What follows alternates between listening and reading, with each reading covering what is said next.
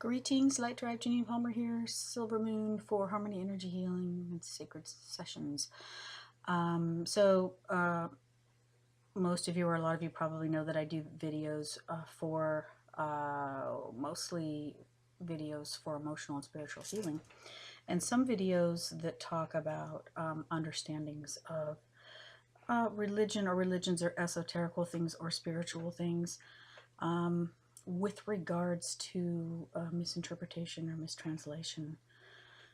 Okay, in an effort for people to be able to be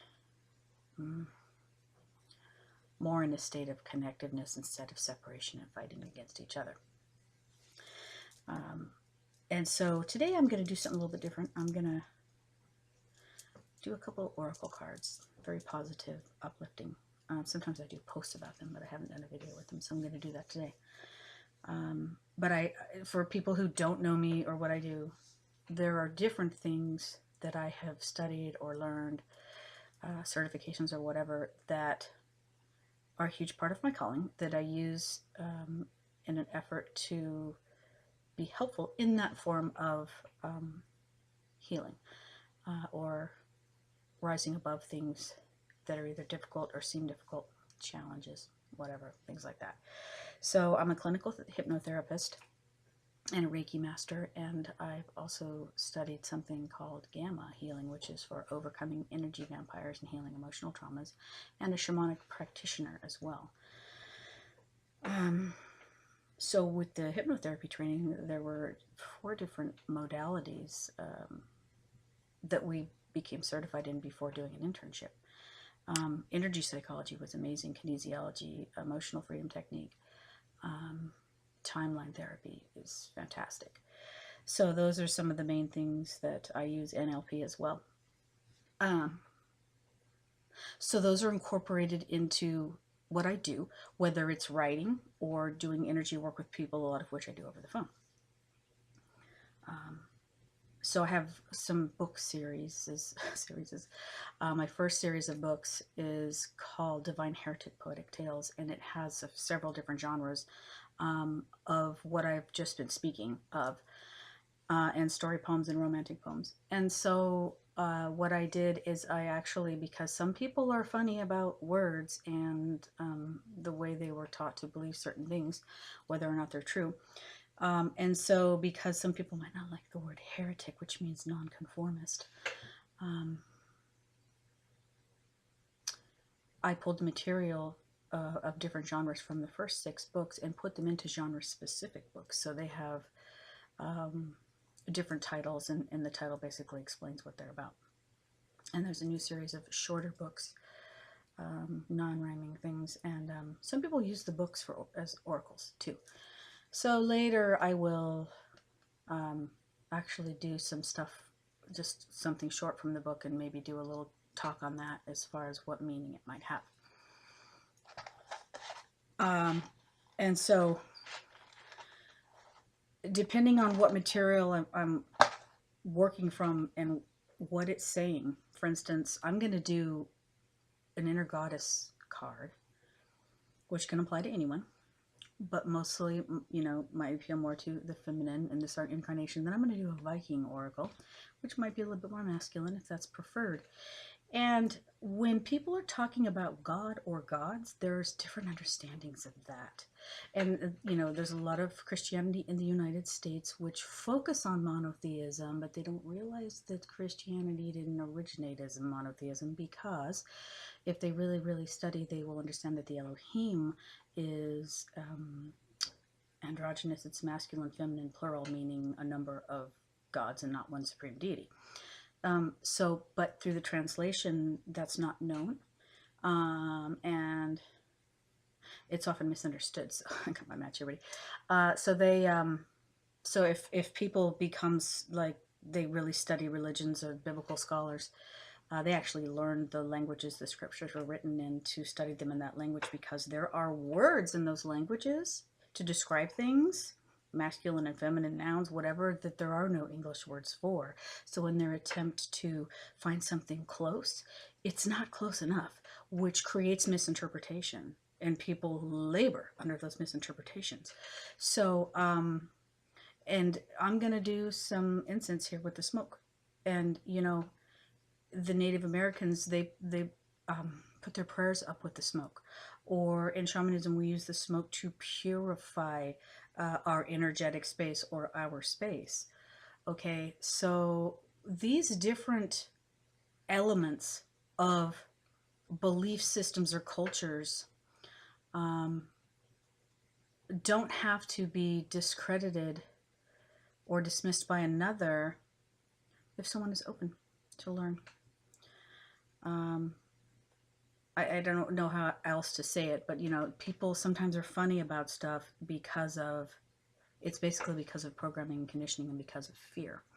But everything here is being done from a place of love for the greater good of whoever it might speak to. I don't know who that is. So what I'm going to do is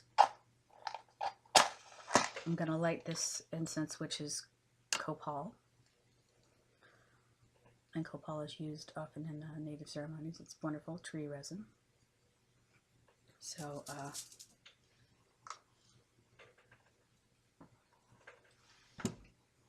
I'll just use this to sort of, with the intention to cleanse and purify whatever is needed. Some people really like the scent of this, and some people don't. I think it's fabulous. Okay, so we've got that going. And what I did is I went ahead and shuffled and cut a deck and pulled something, so I'll be ready with it. And the first card that I pulled is Queen of Hearts. And I'm probably not gonna go into too much of the description. We'll just, you know, figure out what that is to us. So this is from Love Your Inner Goddess guidebook. This is the guidebook by Alana Fairchild. Some people really like this deck. The artwork is incredible. Okay, so Queen of Hearts. Your heart has been chosen by the divine to be a temple of spiritual light and inner peace where grace and healing can dwell. This is very special. A temple is kept clean and pure, scented with sacred perfumes of incense, made beautiful with our feelings of reverence and love for the spirit, kept uncluttered and spacious so that as much spiritual presence as possible can enter.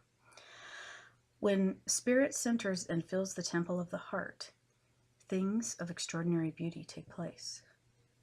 Even the apparently impossible becomes possible. Clear your heart temple with forgiveness, gratitude, and love for the spirit, so it can fulfill its divine destiny of being a sacred channel for beautiful divine grace. So that's not everything in the book, but that's what I'm going to focus on today.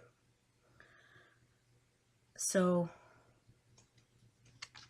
the heart center, fire, sacred fire. They say our spirits were forged in fire.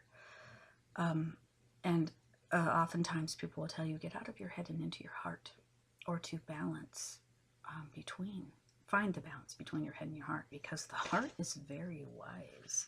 But sometimes we get too caught up in our minds, mental thought forms, which keep us stuck, programs. Okay, so the next one is the Viking Oracle by Stacy DeMarco. A friend of mine gave me this. And the one that I pulled for that is called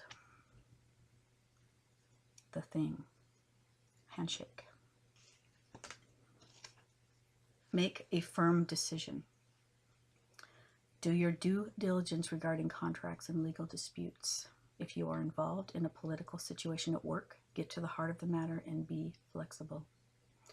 Try diplomacy before resorting to harsher means. And then it says, we call upon the gods to witness and to converse, to help us be wise, to speak with clarity, to be just, to be honorable, to make decisions with eyes fair to the future that will benefit kin, community, and those who are yet to walk upon this world. That is powerful. It really is all about kin and community, but we forget that, don't we, in our battles and our struggles and our limited perspectives. These things come up in our lives as challenges for us to learn from. Sometimes we have to learn to let go. Sometimes we have to be humbled in a way. And that could apply to so many things and our ideas and mindsets about things, and how sometimes we think we're right and therefore we feel like we have to make other people wrong, which we don't. But we think we do, and we get caught up in these patterns and habits which are destructive to ourselves and others. So there are different understandings of things, and some people haven't yet learned those deeper understandings of something before they sit and judge and condemn and hold resentment and really create suffering for themselves, because they're looking outside of themselves and finding all kinds of fault. Okay? And some people say, you know, what we're seeing outside of ourselves is a reflection of what's inside of ourselves. So these are just a few little things to, food for that, little things to think about. If you're interested, or if it strikes a chord, it might have a particular meaning for you, whatever that is. And that is it for this video today. Peace.